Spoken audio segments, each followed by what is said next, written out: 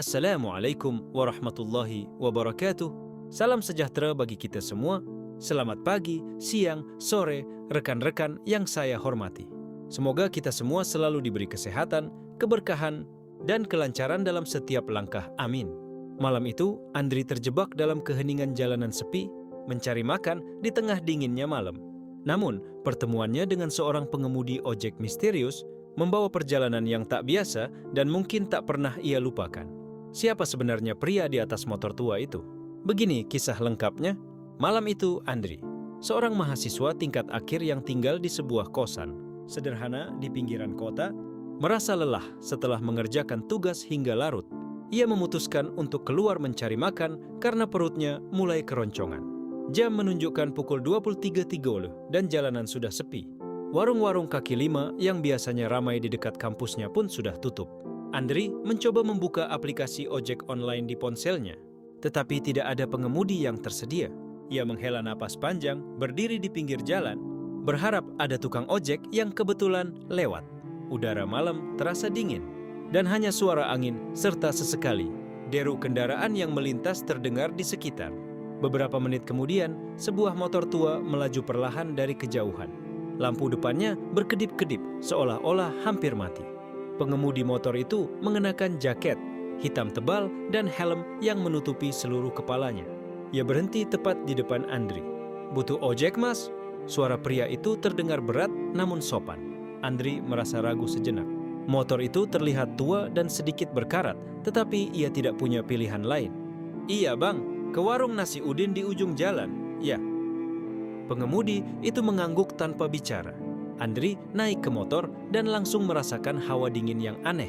Meskipun tubuhnya sudah terlindungi oleh jaket, motor itu melaju perlahan, jauh lebih pelan daripada motor ojek biasanya. Tetapi Andri mencoba mengabaikannya. Jalan yang dilalui terasa lebih panjang dari biasanya. Andri merasa seperti telah berputar-putar, meskipun ia tahu warung nasi udin seharusnya hanya berjarak 5 menit dari tempat ia menunggu. Udara semakin dingin dan Andri mulai merasa tidak nyaman. Ia mencoba membuka percakapan dengan pengemudi itu. "Bang, kok jalannya muter-muter? Ini benar arahnya ke warung udin, kan?" Pengemudi itu tidak menjawab. Andri merasakan bulu kuduknya berdiri. Ia memegang erat jok motor dan memperhatikan sekeliling. Jalanan tiba-tiba terasa asing.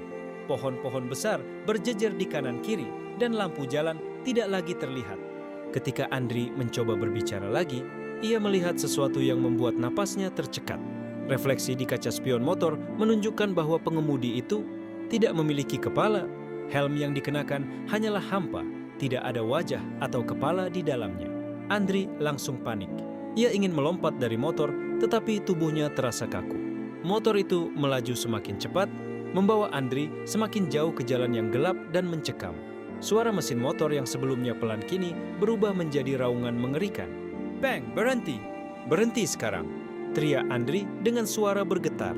Tiba-tiba, motor itu berhenti di depan sebuah jembatan tua yang terlihat seperti tidak terpakai selama bertahun-tahun.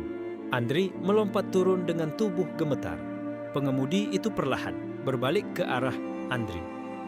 Dari balik jaket dan helmnya yang kosong, suara serak terdengar, "Kau sudah mengambil jalanku. Sekarang aku akan mengambilmu." Andri mundur perlahan, mencoba menjauh dari motor itu. Namun, kaki pengemudi tanpa kepala itu mulai melangkah mendekatinya. Setiap langkahnya membuat tanah bergetar, dan suara seperti jeritan menyakitkan terdengar dari arah jembatan. Andri tiba-tiba teringat sesuatu. Salah satu teman kosnya pernah bercerita tentang kisah seorang tukang ojek yang meninggal di jalan ini karena kecelakaan tragis beberapa tahun lalu.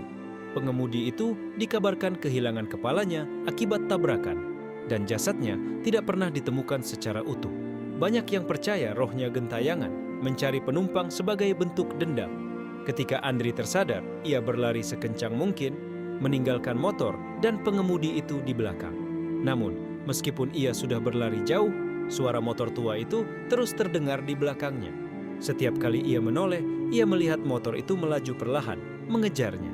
Andri akhirnya tiba di sebuah pos ronda yang terlihat remang-remang. Dengan napas tersengal-sengal, ia berteriak meminta bantuan. Beberapa orang keluar dari pos ronda, membawa senter dan tongkat kayu. "Eda apa, Dik?" Tanya salah satu dari mereka. Andri menunjuk ke arah jalan tempat ia berlari, tetapi tidak ada apapun di sana. Motor itu dan pengemudi tanpa kepala sudah menghilang. Ia mencoba menjelaskan apa yang terjadi, tetapi para penjaga ronda hanya menggelengkan kepala dengan wajah serius. "Sudah banyak yang cerita seperti kamu, nak," kata salah satu dari mereka. "Kalau kau melewati jalan itu di malam hari, kau bisa bertemu dia. Beruntung kau berhasil lari." Andri dibawa kembali ke kosannya oleh para penjaga ronda. Tetapi malam itu ia tidak bisa tidur. Suara motor tua itu terus terngiang di telinganya. Seminggu setelah kejadian itu, Andri memutuskan untuk pindah kos, berharap bisa melupakan pengalaman mengerikan tersebut. Namun, malam terakhir sebelum ia pergi, ia mendengar suara motor tua berhenti di depan kosannya. Ketika ia mengintip dari jendela, ia melihat motor yang sama dengan pengemudi tanpa kepala, diam di bawah cahaya lampu jalan. Motor itu hanya diam di sana, seolah menunggu.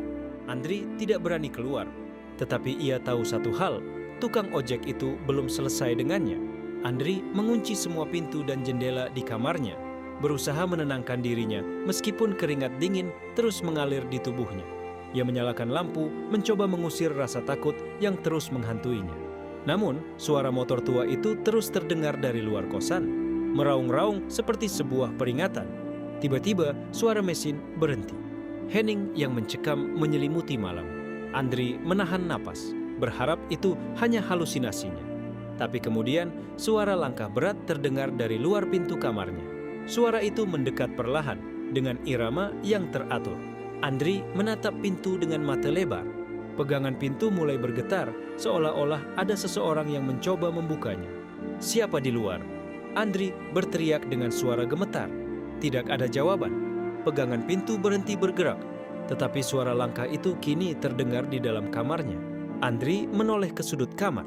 Di sana, sosok pengemudi tanpa kepala berdiri, helmnya masih terpasang di leher kosongnya. Tubuhnya yang tinggi menjulang terlihat, semakin menyeramkan di bawah cahaya lampu kamar. Dari lehernya yang hampa, terdengar suara serak yang menggema. "Kau tidak bisa lari dariku." Andri mundur ke sudut lain kamar, tetapi dinding menghalangi pelariannya. Tubuhnya gemetar tak terkendali. Apa yang kau mau dariku? Aku tidak melakukan apa-apa." Pengemudi itu mengangkat tangannya yang berlumuran darah, menunjuk tepat ke arah Andri. "Jalanku, kau harus kembalikan jalanku." Andri mengerutkan kening, bingung dengan apa yang dimaksud. "Jalan apa? Aku tidak mengerti." Sosok itu perlahan mendekat dan hawa dingin menyelimuti kamar. Seketika, bayangan-bayangan aneh muncul di dinding. Andri melihat potongan-potongan memori yang sepertinya berasal dari masa lalu. Seorang pria mengendarai motor, tua dengan senyuman lebar di wajahnya, hingga akhirnya sebuah truk besar menabraknya di sebuah tikungan gelap. Pria itu jatuh ke jalan dan kepalanya terlempar jauh dari tubuhnya. Potongan terakhir menunjukkan lokasi kecelakaan itu, yang ternyata adalah jalan tempat Andri menunggu ojek malam itu. Andri tersadar. Jalan tempat ia menunggu adalah jalan yang dihindari banyak orang. Itu adalah lokasi kecelakaan yang menjadi urban legend di daerah itu. Dan sekarang roh pengemudi itu menuntut sesuatu darinya. Aku tidak tahu harus melakukan apa," kata Andri dengan putus asa. "Kau ingin aku melakukan sesuatu untukmu?" Pengemudi itu tidak menjawab, tetapi bayangan di dinding menunjukkan gambar lain. Sebuah ritual, pemanggilan yang dilakukan di jembatan tua yang sama tempat Andri sebelumnya diturunkan. Ritual itu terlihat melibatkan persembahan berupa helm tua dan lilin merah. Andri mengerti bahwa ia harus kembali ke jembatan itu untuk menghentikan semua ini. Dengan keberanian yang tersisa, ia berteriak, "Baik, aku akan pergi. Aku akan membantumu. Tapi jangan ganggu aku lagi." Sosok itu menghilang seketika, meninggalkan kamar Andri dalam keheningan yang mengerikan. Namun, di lantai, ia menemukan helm tua yang sama seperti yang dikenakan pengemudi itu. Andri tahu itu adalah tanda bahwa ia tidak punya pilihan lain. Keesokan malamnya, Andri membawa helm tua itu ke jembatan. Ia membeli lilin merah sesuai petunjuk dari bayangan tadi, meskipun rasa takut terus menghantui setiap langkahnya. Ketika ia sampai di jembatan, suasana begitu sunyi, bahkan suara jangkrik pun tidak terdengar. Kabut tebal menyelimuti area itu, membuatnya semakin sulit bernapas. Ia meletakkan helm di tengah jembatan, menyalakan lilin merah di sekelilingnya, dan berlutut, mencoba mengulangi doa yang ia baca dari internet tentang cara menenangkan roh penasaran. Aku memanggilmu, pengemudi jalan ini. Aku ingin mengembalikan apa yang menjadi hakmu. Angin tiba-tiba bertiup kencang, hampir memadamkan lilin-lilin itu. Dari kabut, sosok pengemudi tanpa kepala muncul. Kali ini dengan tubuh yang lebih jelas dan nyata. Ia berjalan mendekati helm itu, lalu berhenti tepat di depannya. Aku ingin jalanku kembali. Suara itu terdengar seperti rintihan yang menyayat. Andri merasa bingung. Apa maksudmu? Jalan itu milik semua orang. Pengemudi itu menggelengkan helmnya. Dari kabut, bayangan-bayangan muncul, menunjukkan gambar lain. Andri, yang tanpa sadar telah menertawakan cerita urban legend tentang jalan ini bersama teman-temannya beberapa minggu lalu. Ia mengingat bagaimana ia mengatakan bahwa cerita itu hanya omong kosong. Ia bahkan menyebut bahwa jalan tersebut cuma mitos, nggak ada apa-apa. Rendahnya hormatmu telah mengambil jalanku, kata pengemudi itu lagi. Sekarang kau harus mengembalikan kehormatan jalanku. Andri terdiam, lalu dengan gemetar berkata, Aku minta maaf. Aku tidak bermaksud tidak menghormati. Pengemudi itu tidak bergerak, hanya menunjuk ke arah helm di tanah. Andri mengerti bahwa ia harus menundukkan kepala sebagai tanda penghormatan. Dengan hati-hati, ia berlutut lebih dalam, menyentuh helm itu dan berkata, Aku meminta maaf dengan tulus. Semoga kau menemukan kedamaian. Henning meliputi jembatan. Sosok itu perlahan memudar, membawa serta helm tua tersebut. Lilin-lilin padam dan angin berhenti bertiup. Andri merasa beban yang berat terangkat dari dadanya. Namun, sebelum sosok itu menghilang sepenuhnya, sebuah suara terdengar di telinga Andri. Jangan pernah lupakan ini, atau aku akan kembali. Andri pulang dengan perasaan lega. Tetapi malam-malam setelah itu, ia tidak pernah lagi melewati jalan tersebut. Di dalam hatinya, ia tahu bahwa beberapa batas memang tidak boleh dilanggar. Bahkan jika itu hanya sebuah legenda. Desas-desus tentang suara motor tua yang terus terdengar di jalan itu mulai menyebar di kalangan warga sekitar. Beberapa orang mengaku melihat sosok pria dengan motor tua, mengenakan jaket hitam, berkeliaran di malam hari. Wajah pria itu katanya penuh luka dan matanya terlihat kosong seolah tidak memiliki jiwa. Orang-orang mulai menyebutnya tukang ojek tanpa kepala yang kini berwajah. Namun, cerita tidak berhenti di situ.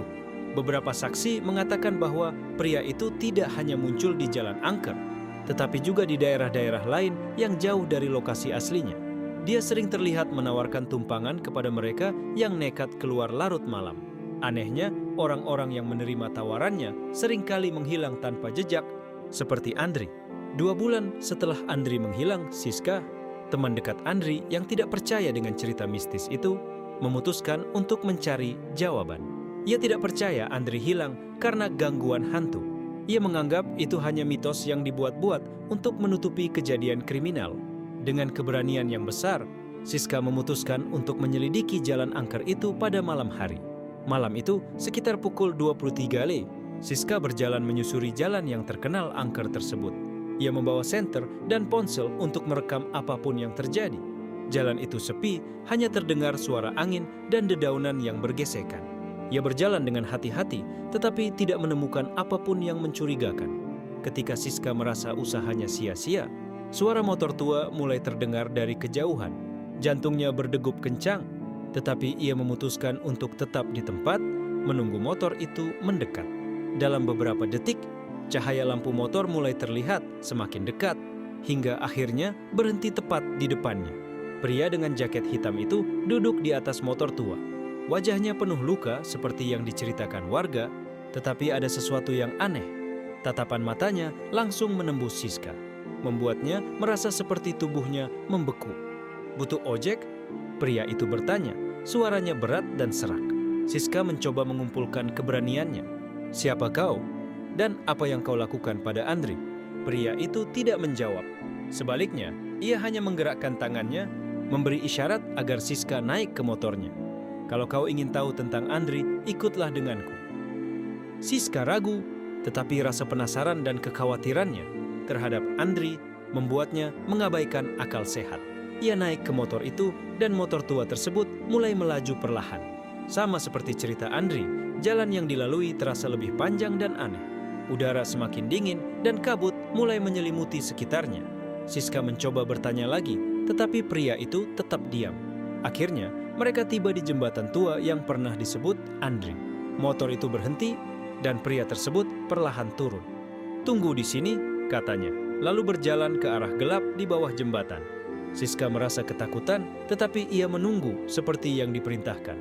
Beberapa menit kemudian, pria itu kembali, membawa sesuatu yang membuat Siska hampir pingsan. Di tangannya ada helm tua yang sama, persis seperti yang diceritakan Andri. Tetapi kali ini, helm itu dipenuhi darah segar yang menetes ke tanah. "Ini milik Andri," katanya sambil melempar helm itu ke kaki Siska. "Kau ingin dia kembali? Temukan aku penumpang lain. Dia hanya akan bebas jika kau membawa seseorang untuk menggantikannya." Siska mundur, tubuhnya gemetar. "Apa maksudmu? Kau tidak bisa mengambil orang lain untuk menggantikan Andri." Pria itu mendekat, tatapannya menjadi lebih menyeramkan. "Setiap jiwa yang naik ke motorku adalah penumpang terakhir. Mereka harus tetap bersamaku, kecuali jika ada orang lain yang menggantikannya." Siska menyadari bahwa ia telah membuat kesalahan besar. Ia mencoba melarikan diri, tetapi pria itu meraih lengannya dengan kekuatan yang luar biasa. "Kau sudah naik ke motorku. Kau tahu apa artinya itu." Dengan seluruh kekuatannya, Siska menendang pria itu dan berhasil melepaskan diri. Ia berlari secepat mungkin, meninggalkan jembatan dan jalan angker itu di belakangnya. Namun, suara motor tua itu terus terdengar, mengejarnya tanpa henti. Setiap kali ia menoleh, pria itu semakin dekat, dengan tatapan kosong yang membuat darahnya membeku. Siska berhasil kembali ke kota dan segera melapor kepada polisi. Tetapi tidak ada yang percaya pada ceritanya. Polisi yang mendatangi lokasi jembatan tidak menemukan apa-apa. Tidak ada helm, tidak ada motor tua, tidak ada tanda-tanda keberadaan pria itu. Namun, sejak malam itu, Siska mulai mendengar suara motor tua setiap kali ia sendirian. Suara itu selalu mendekat, semakin dekat, hingga ia merasa pria itu akan datang menjemputnya. Siska akhirnya meninggalkan kota, berharap bisa lari dari kutukan itu. Tetapi seminggu setelah ia pindah, tubuhnya ditemukan di sebuah jalan sepi dengan helm tua yang penuh darah di sebelahnya. Dan sejak saat itu, jalan angker itu tidak lagi hanya dihuni oleh pria tanpa kepala. Kini, seorang wanita muda dengan wajah ketakutan juga sering terlihat menunggu di pinggir jalan, mencari penumpang baru untuk menggantikan nasibnya. Setelah kejadian itu, jalan angker tersebut semakin ramai dibicarakan oleh warga. Orang-orang mulai menghindarinya, terutama di malam hari. Namun, kisah tentang seorang pria misterius dengan motor tua yang menawarkan tumpangan tidak berhenti di situ. Mereka yang penasaran dan mencoba membuktikan kebenaran. Cerita itu kerap kali mendapatkan pengalaman yang tidak bisa dijelaskan.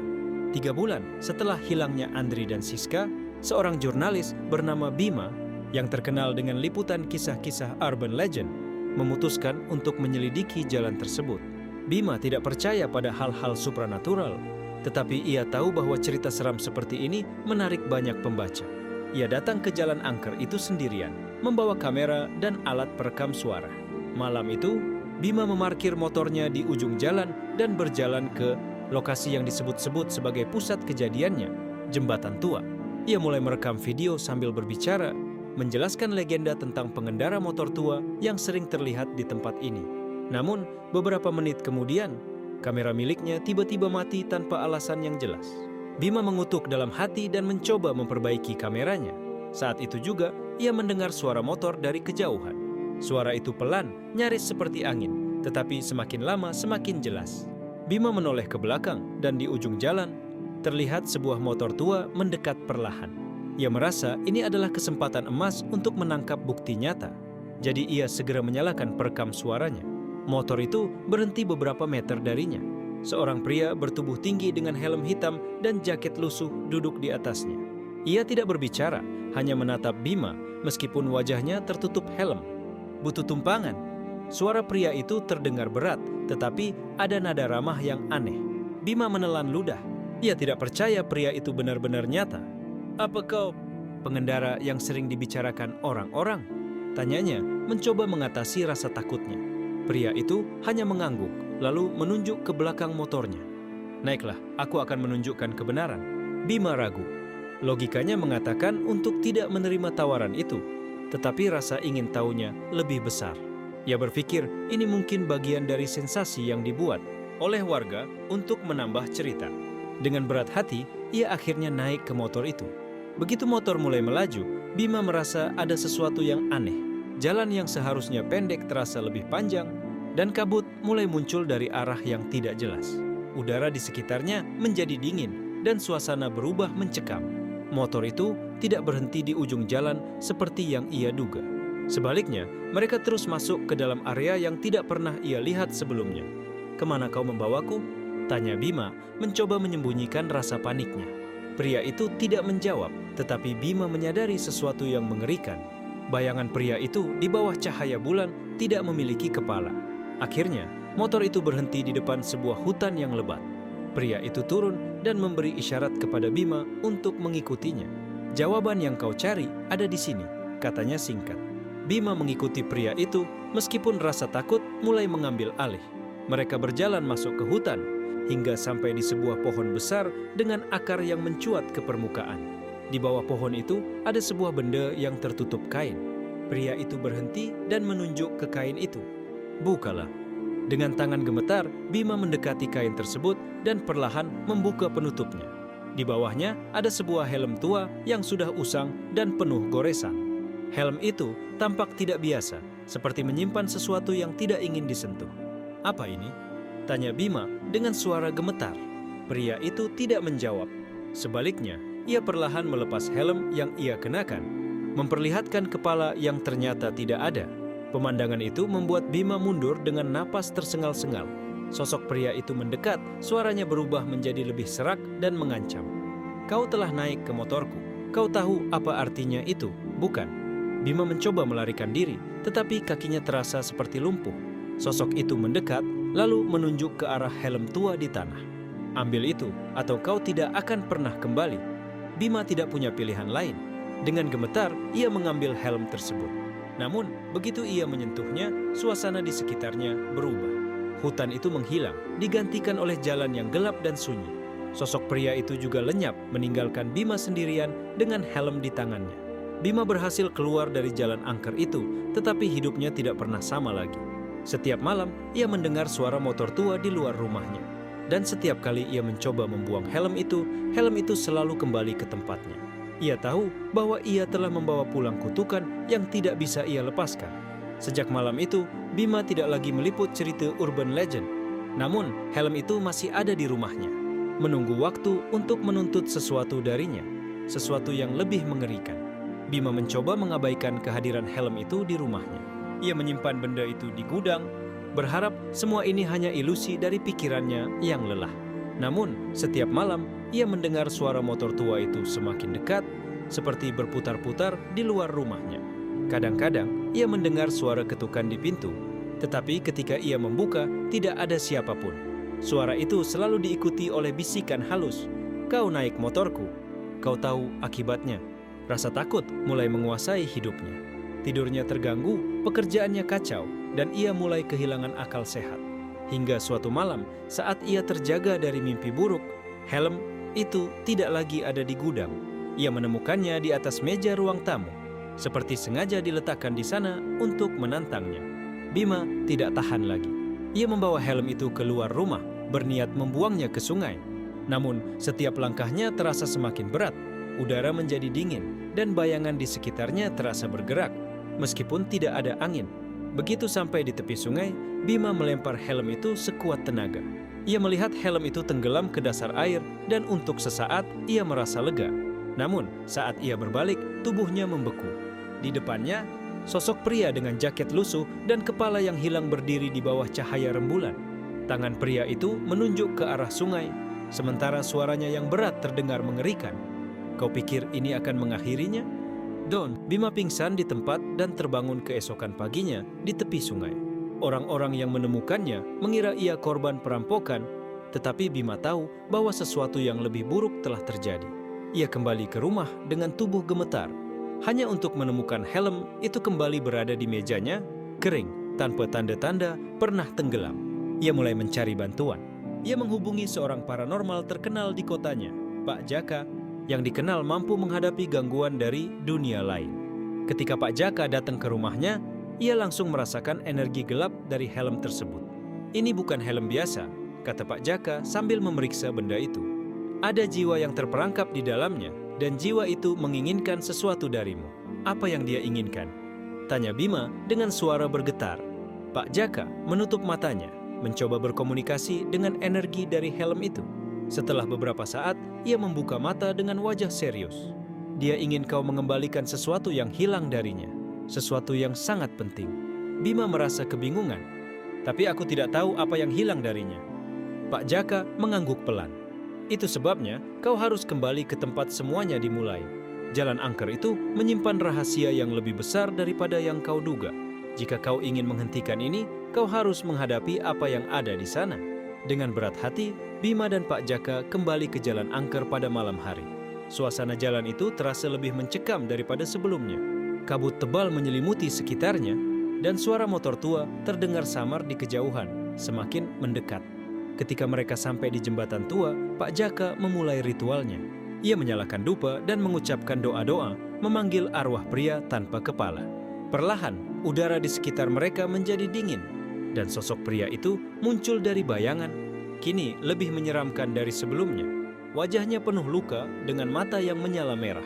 Pak Jaka berdiri tegak, tidak menunjukkan rasa takut. "Apa yang kau inginkan dari pria ini?" tanyanya tegas. Sosok itu menunjuk ke arah Bima dengan jari yang kurus dan panjang. "Dia telah mengambil tempatku. Dia harus mengembalikan tubuhku atau menjadi penggantinya." Pak Jaka menoleh ke Bima. "Kau harus mencari tubuhnya. Kita tidak punya banyak waktu." Bima merasa putus asa. "Tapi aku tidak tahu di mana tubuhnya." "Apa maksudnya?" Sosok itu mengeluarkan suara serak seperti tertawa. "Kau telah memegang helmku. Kau telah melihat apa yang aku lihat. Kau tahu di mana aku berada." Saat itu juga, bayangan-bayangan di sekeliling Bima berubah menjadi kilatan gambar yang mengerikan. Ia melihat jalan sepi, sebuah kecelakaan yang brutal, dan tubuh yang terkubur di sebuah ladang kosong tak jauh dari jembatan itu. "Itu tempatnya!" teriak Bima sambil menunjuk ke arah gambar yang ia lihat. Pak Jaka segera mengajak Bima berlari ke ladang kosong tersebut. Mereka mulai menggali tanah dengan tangan kosong, meskipun tubuh mereka lelah dan hawa di sekitar semakin mencekam. Setelah beberapa menit, mereka menemukan sebuah jasad yang sudah lama terkubur. Jasad pria, dengan jaket lusuh yang masih melekat di tubuhnya. Begitu jasad itu ditemukan, sosok tanpa kepala muncul di depan mereka, kali ini dengan ekspresi tenang. "Kau telah mengembalikanku, tapi satu hal lagi yang harus kau lakukan." "Apa itu?" tanya Pak Jaka, meskipun ia sudah menduga jawabannya. "Dia," kata sosok itu sambil menunjuk ke Bima. "Dia telah menjadi bagian dari perjalanan ini. Jiwa manusia tidak bisa lepas tanpa gantinya." Pak Jaka dengan cepat menggunakan jimat pelindungnya untuk melindungi Bima. Ritual itu berhasil mengusir sosok tanpa kepala, tetapi hanya sementara. Pak Jaka tahu bahwa ini belum selesai. Hingga hari ini, Bima masih mendengar suara motor tua itu dari kejauhan, seolah-olah jiwa yang terjebak di helm itu belum benar-benar pergi. Malam itu, Bima tidak bisa tidur. Suara motor tua terus terdengar dari kejauhan, semakin mendekat seiring waktu. Meski Pak Jaka meyakinkan bahwa ritualnya berhasil untuk sementara, Bima tahu bahwa pria tanpa kepala itu belum sepenuhnya pergi. Ada sesuatu yang belum selesai.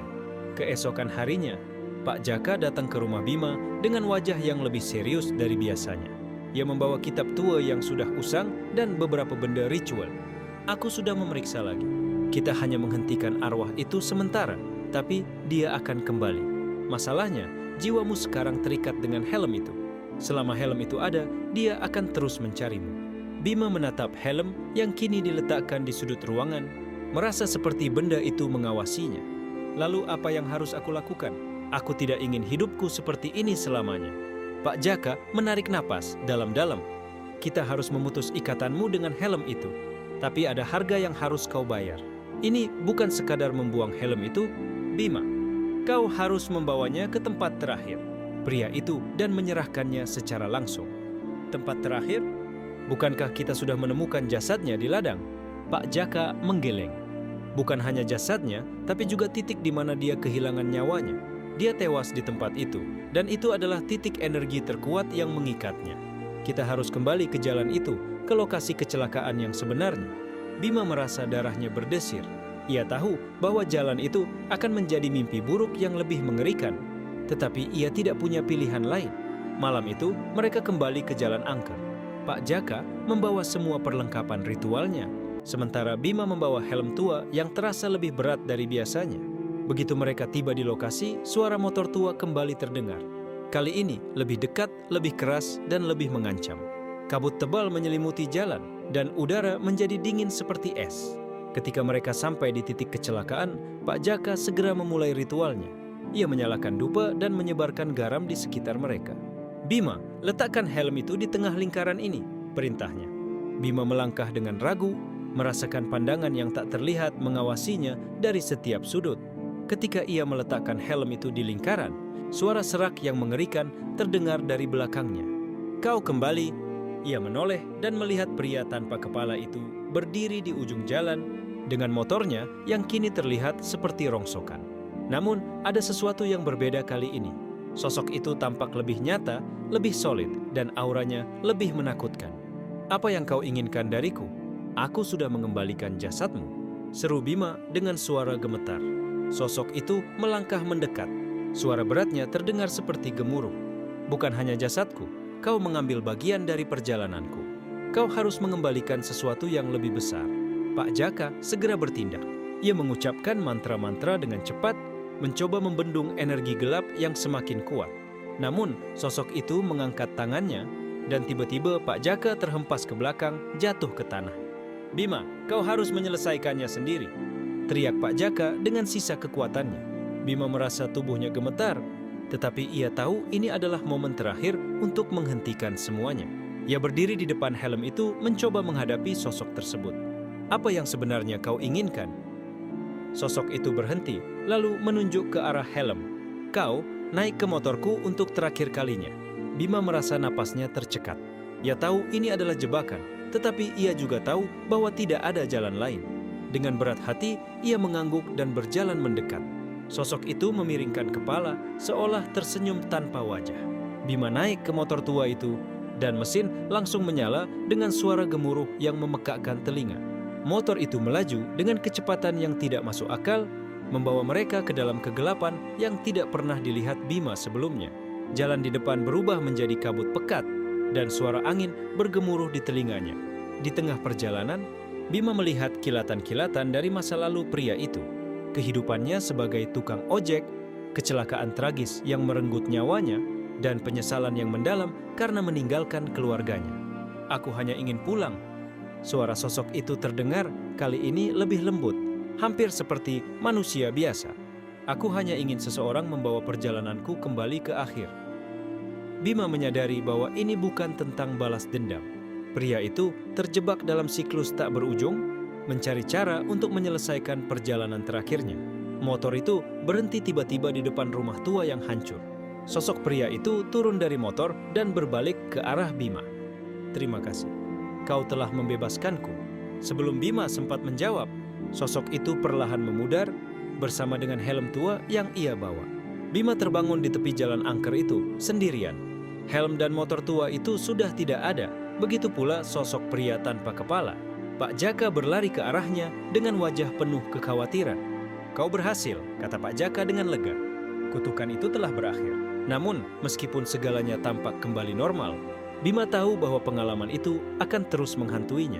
Ia tidak pernah lagi mendengar suara motor tua, tetapi setiap kali ia melewati jalan angker itu, ia merasa ada yang mengawasinya dari jauh, seperti ucapan terima kasih terakhir dari pria yang akhirnya bebas dari perjalanan tanpa akhir. Bima mencoba melanjutkan hidup setelah kejadian itu. Hari-harinya kembali normal, tanpa suara motor tua yang menghantuinya, tanpa helm yang muncul tiba-tiba di rumahnya. Namun, pengalaman di jalan angker itu meninggalkan bekas yang dalam. Ia sering terbangun di malam hari, mengingat perjalanan terakhir bersama pria tanpa kepala itu. Pak Jaka juga kembali ke pekerjaannya sebagai paranormal, meski ia berulang kali mengingatkan Bima untuk berhati-hati. Kadang, meskipun arwah sudah tenang, jejak energi mereka masih tertinggal, kata Pak Jaka suatu hari. Itu bukan ancaman, tapi sebuah pengingat. Beberapa bulan berlalu, dan Bima mulai merasa hidupnya benar-benar kembali normal. Ia bahkan berhenti menulis cerita urban legend. Ia merasa sudah cukup berurusan dengan hal-hal gaib. Namun, suatu malam, saat ia sedang menyetir melewati jalan kosong yang tidak jauh dari tempat ia pernah bertemu pria tanpa kepala, perasaan aneh mulai muncul, udara di sekitarnya terasa dingin, dan kabut tipis mulai menyelimuti jalan. Mesin mobilnya tiba-tiba mati, memaksanya berhenti di pinggir jalan. Bima mencoba menyalakan kembali mesin, tetapi gagal. Ia keluar dari mobil untuk memeriksa, berharap ini hanya masalah kecil.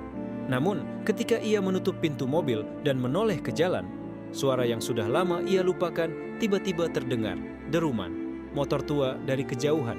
Bima mematung. Suara itu semakin mendekat, tapi kali ini ada sesuatu yang berbeda. Tidak ada perasaan takut seperti sebelumnya. Sebaliknya, ia merasa tenang, seolah suara itu membawa pesan yang ia butuhkan. Dari kabut muncul sebuah motor tua. Namun, pengendaranya bukan pria tanpa kepala. Kali ini, ia melihat pria itu utuh, dengan kepala, wajah penuh senyum, dan tatapan damai. Pria itu berhenti di depan Bima. "Aku hanya ingin mengucapkan terima kasih," katanya dengan suara yang tidak lagi berat dan mengerikan. "Karena kau, aku akhirnya bisa pulang." Bima menelan ludah, tidak tahu harus berkata apa. Ia hanya mengangguk pelan, merasa lega melihat pria itu dalam keadaan damai. Motor tua itu perlahan menjauh, kembali ke dalam kabut hingga menghilang sepenuhnya. Suara motor itu memudar, meninggalkan keheningan yang penuh kedamaian. Mesin mobil Bima menyala kembali tanpa ia sentuh. Ia kembali masuk ke dalam mobil dan melanjutkan perjalanannya, merasa bahwa pria itu benar-benar telah pergi, meninggalkan dunia ini tanpa beban. Malam itu, untuk pertama kalinya, Bima tidur tanpa mimpi buruk. Keesokan harinya, ia mengambil pena dan buku catatannya, memulai tulisan baru tentang perjalanan hidupnya sendiri, tentang keberanian, menghadapi rasa takut, tentang penebusan, dan tentang bagaimana bahkan arwah yang terperangkap hanya ingin satu hal, ketenangan. Cerita itu menjadi penutup karir Bima sebagai penulis urban legend, sebuah kisah yang ia dedikasikan untuk pria tanpa kepala yang akhirnya menemukan jalannya pulang. Dan setiap kali ia melewati jalan angker itu, ia selalu tersenyum kecil, merasa bahwa ia telah membantu menyelesaikan sesuatu yang tidak bisa diselesaikan oleh orang lain. Akhirnya, jalan angker itu pun perlahan kehilangan reputasinya yang seram. Tidak ada lagi cerita tentang motor tua atau pria tanpa kepala. Namun, bagi Bima, itu bukan berarti kisahnya terlupakan, melainkan telah berakhir dengan cara yang seharusnya. Sebuah akhir yang damai.